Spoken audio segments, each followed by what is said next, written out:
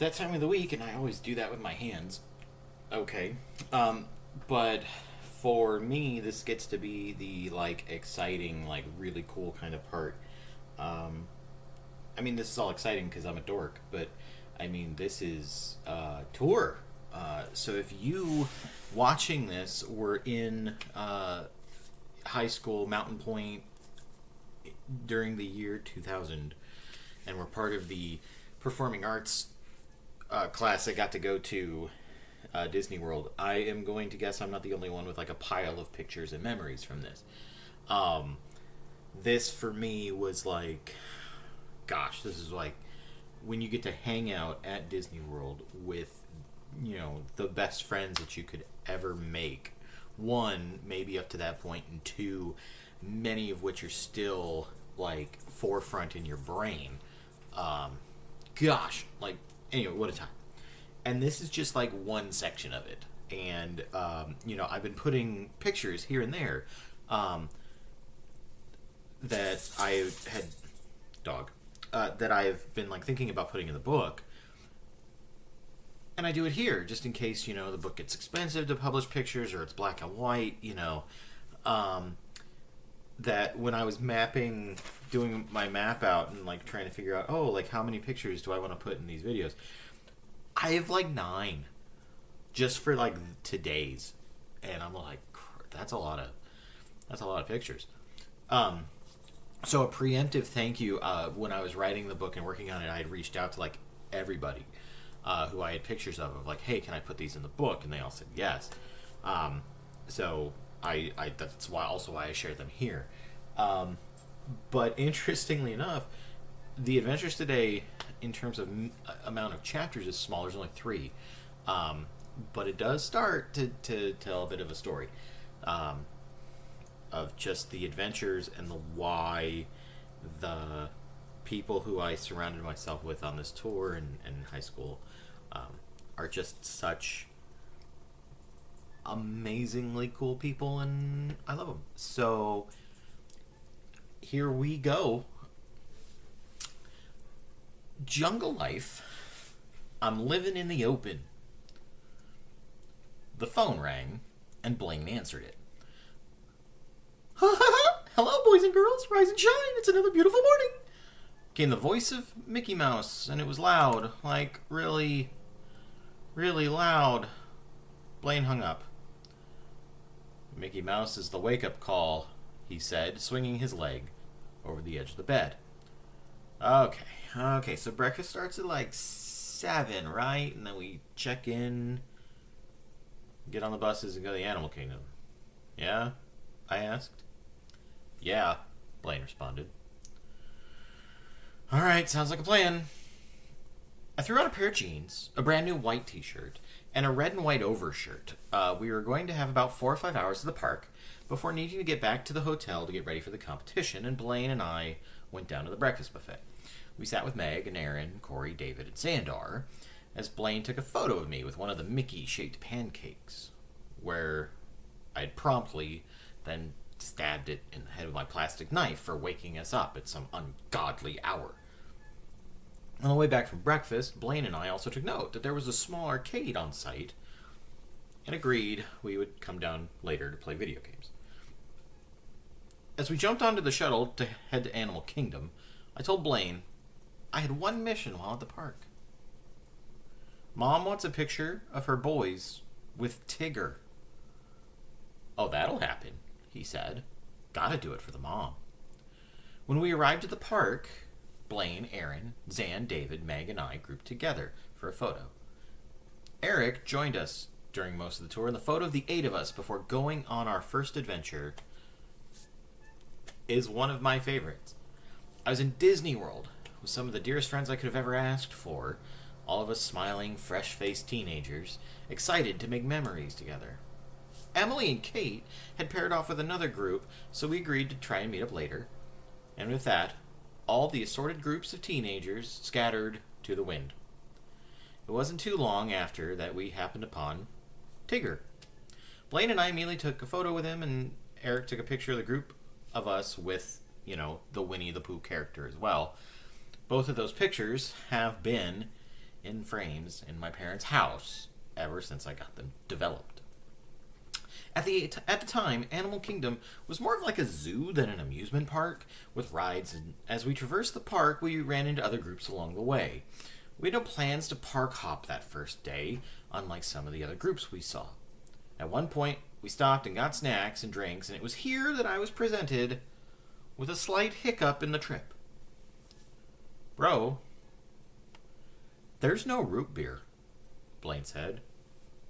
Not here either. Come on, I said.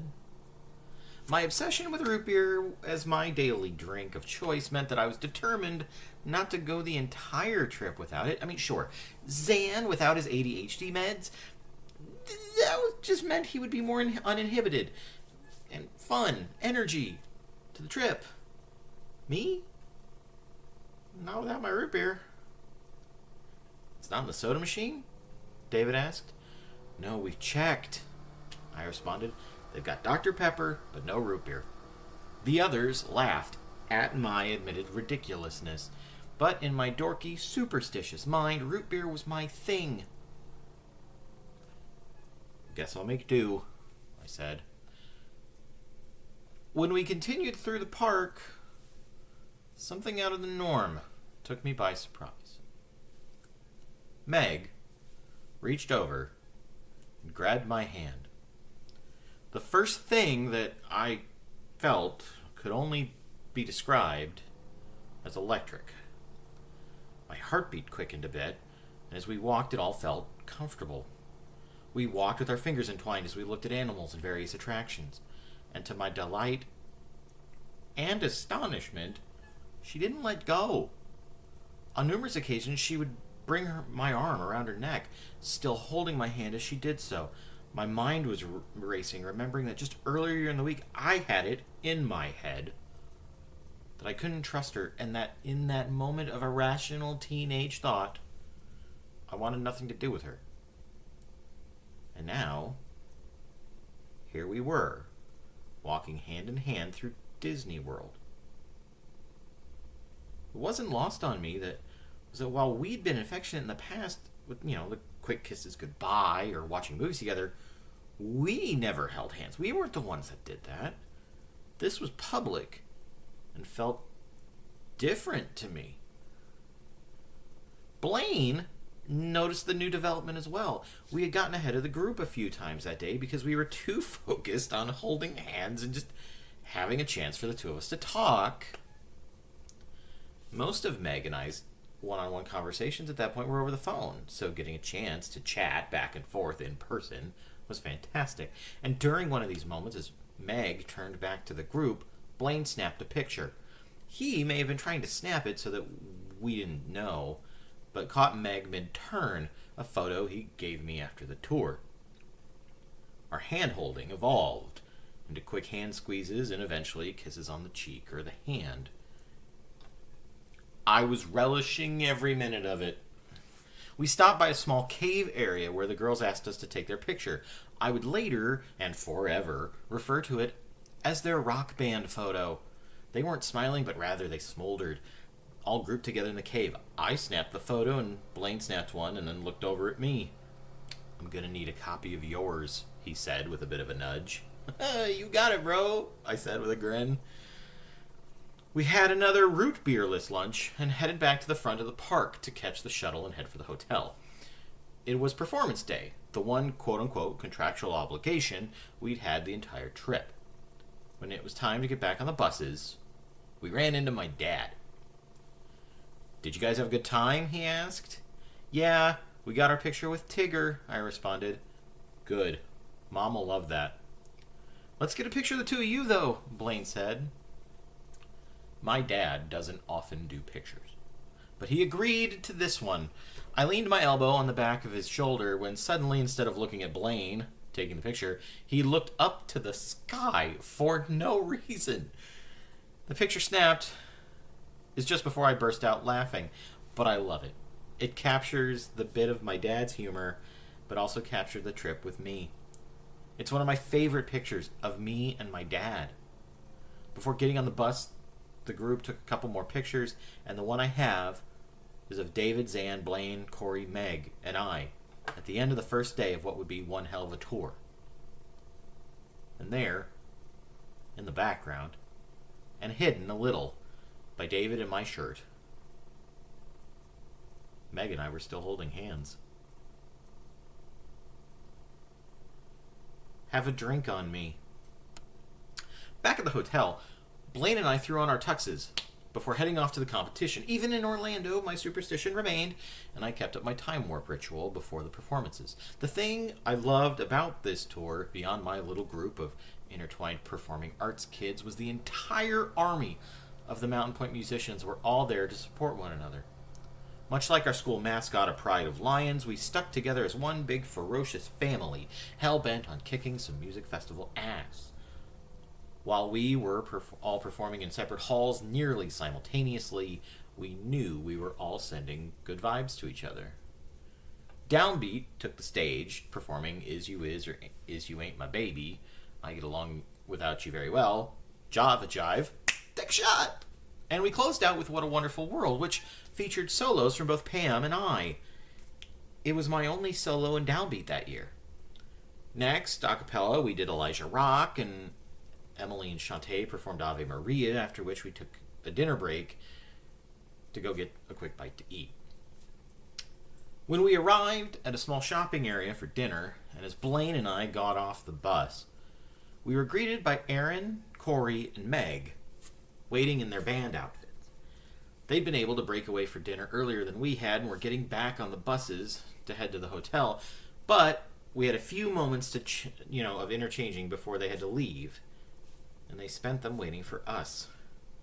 Aaron gave Blaine a kiss before bringing out a case of Dr. Pepper from behind her back. "So you don't have to keep buying them," she said. Meg was all smiles as she held out a bag to me. Inside the bag were a pair of 2-liter bottles of mug root beer.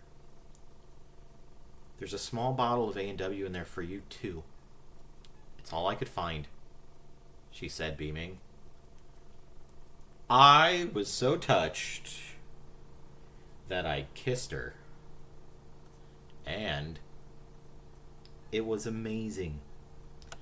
I think I may have probably surprised both of us, and I brought her in for a hug and thanked her. For all the admittedly dorky reasons I wanted root beer, I will always remember the smile Meg had when she gave that bag to me. Surely root beer had indeed brought me luck. We walked the trio of ladies back to their bus, and we said we would call them when we got back to say goodnight. "So," Blaine said, as we watched the bus pull away. "Yeah?" I asked, looking over. And he had this knowing grin on his face as we walked over to the McDonald's. "Meg?" Okay, I tried to play coy, but he could see right through it. "Do you want to talk about it?" I paused for a moment. "I don't know yet. Is that weird?" Blaine shook his head no, gave me a brotherly shoulder bump, but I could tell he was curious as to what was happening, and to be honest, so was I. At the moment, though, the best thing I could do was just let it roll around in my brain and just decide to let it play out. We finished our burgers, and after the choir had a chance to get something to eat or to hit up the convenience store, we boarded the bus and headed back to the hotel. On the way back, Emily took the seat next to me, and for the second time in a half an hour, my heart jumped. "I loved your songs," I said as we watched Orlando pass by the window. "You did great on your solo," she responded. "How was your day today?" "It was great. How was yours?"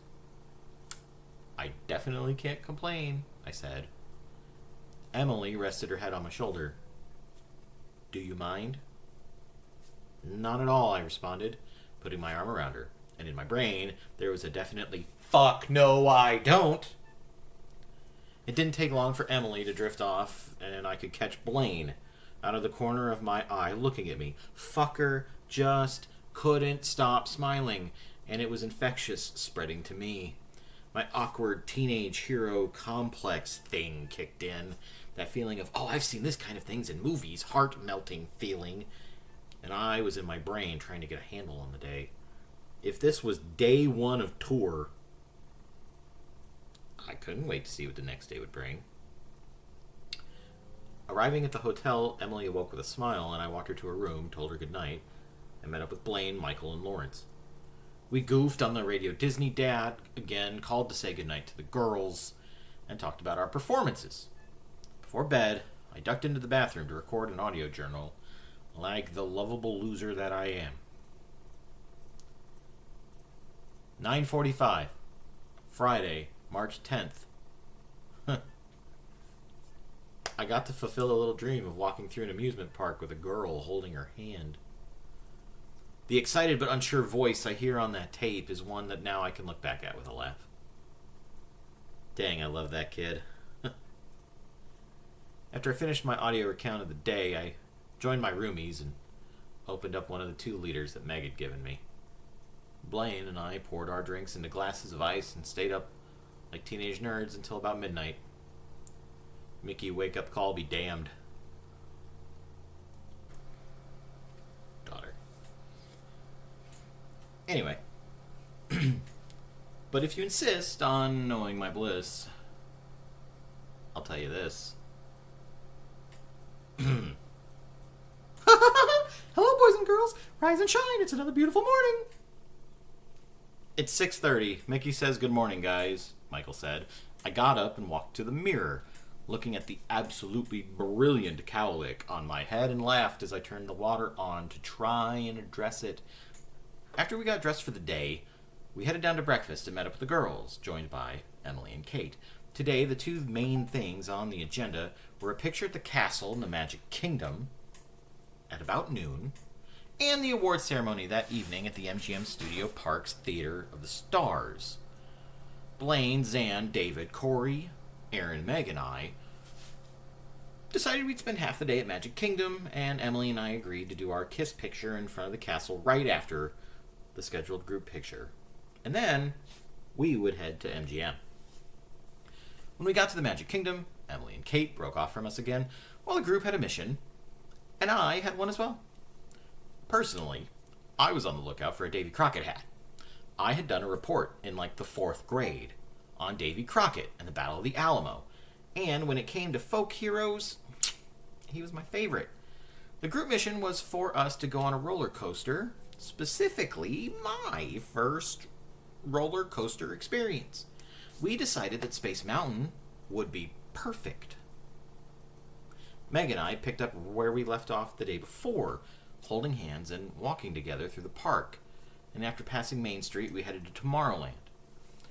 We got in line for Space Mountain, where the group poked fun at my never being on a roller coaster before, and joked that I'd probably just barely meet the height requirement to get on the ride. They also took bets onto whether or not I would chicken out. Meg and I sat side by side on the ride, and she grabbed my hand. The initial spike of nerves was there, not having any sort of reference point, but I was excited to be surrounded by my friends, getting ready to experience this. There was laughter and nervous talking as we waited for the ride to begin. Meg squeezed my hand, a comforting gesture, and I squeezed it back, looking at her. Mentally, I was picking up where I felt the night before. Being with her was a bit of a dream. When the ride began, to my delight, I had a hell of a time, laughing and yelling, and as the ride came to an end, it was exhilarating. As Meg and I got off the ride, we continued holding hands and stepped onto the moving platform toward the exit.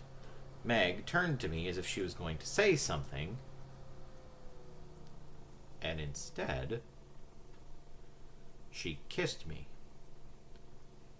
Passionately. Wrapped up in adrenaline, I felt a shock go through my system, and it wasn't Space Mountain. The intensity of the kiss caught me off guard. This wasn't a quick peck that I'd had with her, and I was lost in the moment. We continued kissing, not paying attention to anything or anyone around us. and I loved it. Matt, what did you... Blaine began, then noticed Meg and I kissing, and he let out a bit of a laugh. Oh, hey guys. Matt and Meg are still on the ride, he joked to everybody else. We paused for a moment, smiling, but continued kissing down the platform until we stepped off. Meg still had a hold of my hand. Whoa. That was definitely better than the ride, I said. As we made our way out of Tomorrowland, we stopped to take a couple photos at the Tomorrowland Speedway. One was of the couples, Blaine and Aaron, and me and Meg. Then Corey jumped in for another, wrapping her arms around her invisible boyfriend. We moved through Fantasyland, taking in shops and sights and waving at other characters and people that we saw. We ended up losing Xandar and David for a little while to the It's a Small World After All ride, and in his unmedicated state, It's a Small World After All became Zan's battle song, which he would sing in a very high-pitched, squeaky voice for the rest of the trip. We then moved to Liberty Square, where Blaine and I ended up where we always belonged, in the prop stocks that they had in one of the courtyards. Xandar and David stood on each side, and the girls snapped photos. We walked around Liberty Square, and when it was time for Adventureland, it just had started to rain as we made it to the Swiss Family Robinson treehouse. And this is where Blaine took a photo of me and Meg. And in each photo taken that day, Meg and I were getting noticeably closer. 15-year-old me wasn't exactly sure what was happening at the moment, but I also wasn't going to complain. As the rain let up, we left the tree house and head up the enchanted tiki room, where Xandar gleefully chanted, "Tiki, tiki, tiki, tiki," as we walked through, dodging the emerging Florida State bird. The fucking mosquito, because holy shit, those things are huge. When we passed through the shops of the Pirates of the Caribbean, I found a necklace on this piece of rough black cord with some metal and a skull as the centerpiece. Meg and I thought it was cool. She mentioned that it would look good on me. So I bought it outright. Though we both agreed the skull seemed a little out of place, I would later unhook the skull, planning to use it as decor when I got back home for my models or something. That necklace would go on to be one of my favorite pieces of high school possessions. I still have it in a keepsake box at home to this day. We decided to hit up the Haunted Mansion before heading to the castle for the group picture. Meg and I climbed into one of the seats, hand in hand, and snuggled together. My horror movie loving ass, loving every minute of it. As we came to a turn in the ride, it stopped right in front of some fake spiders. As an arachnophobic, I can't stand spiders. I'm not a fan at all. Just talking about it right now just gives me the creeps. We weren't moving, and we started looking at each other with a puzzled look as to why the ride had stopped. A voice over the intercom announced that due to unforeseen circumstances, the ride was halted for a moment and would restart momentarily. "Matt, are you doing okay?" I heard Blaine call out. There was definitely a joking tone in his voice. "Meg, you may need to distract him." The group laughed, but Meg leaned in and kissed me again, and I was thankful for the distraction. When the ride lurched back to life, we smiled at each other and continued holding our hands through the rest of the ride. We then ran to Frontierland, where I found and bought my Davy Crockett hat. We watched David and Xandar scale ropes in record time at Tom Sawyer's Island, then we made it to the castle. With a little time to spare before the larger group photo, we took another photo of the girls in front of a Princess Minnie statue. I couldn't tell you how tour would have been without these three. They made the trip so much fun. And I kept that photo of Meg, Corey, and Aaron up in my room for years. We joined the larger group of the choir, orchestra, and band for a larger photo taken by Wendy and some of the chaperones. And funny enough, I don't have a copy of my own of the group photo, but I've seen it thanks to a friend's Facebook album. Our group, joined by Emily, is all crowded together and smiling. And once the photo was taken, I looked down, finding Emily crouched in front of me with Meg. There she was. Her in a pair of Mickey ears and overalls, and me in a Davy Crockett hat and denim. You ready? She asked, smiling. You better believe it, I responded. Blaine took my camera, Aaron took Emily's, and we stepped in front of the castle. I remember us being all smiles, and as we looked at each other, and then we kissed. It's nothing more than a friendly peck, but we had to hold it for the picture. Aww, we heard others say. Hold on, I need to get this picture, came a voice. We held the pose for a few seconds longer, finally breaking it with a laugh. Emily, Kate, and their group were headed off on another adventure, while Blaine handed me back my camera and Meg took my hand again. That was really cute, she said. There wasn't, and there didn't seem to be, any sort of awkwardness from her seeing me and Emily kiss, even though Meg and I had started to get cozier in the last couple of days. A huge batch of us decided it was time to park hop, which caused a max exodus from the Magic Kingdom. Meg and I grabbed each other's hands again, joined our group, got on the shuttle, and headed for the MGM studios and our next adventure. And that picture of me and Emily, we both still have copies, and it's one of 3 from high school that my parents put in a picture collage frame and have never taken down. And with that, we are done. At least with the first day and a half-ish of tour in our Disney World trip. This is one of those things, too, where, time and pictures and boxes and everything, like, you find some and can't find others. I have a picture of David scaling ropes, and it's a one-sentence throwaway, in this book, but it is one of the memories of being in Disneyland. David, he was just this guy who was just smart and, just amazingly talented as a bass, and he just shocked us all because, all he did was, grab a rope, and he was up it. It was the craziest thing we had seen. And he did it 6 or 7 times, and then Xandar would do it. And Xandar wasn't as fast as David, but they were just going up and down these ropes like maniacs. And I remember sitting and at the top, and I snap a photo of David doing it. And you can see everybody else in our group just absolutely gobsmacked about it. It just, anyway. Well, that's it for now. There will be more later. As always, thanks again for watching and reminiscing and indulging my dorky memories and writings, but also my recounting of absolutely fantastic people.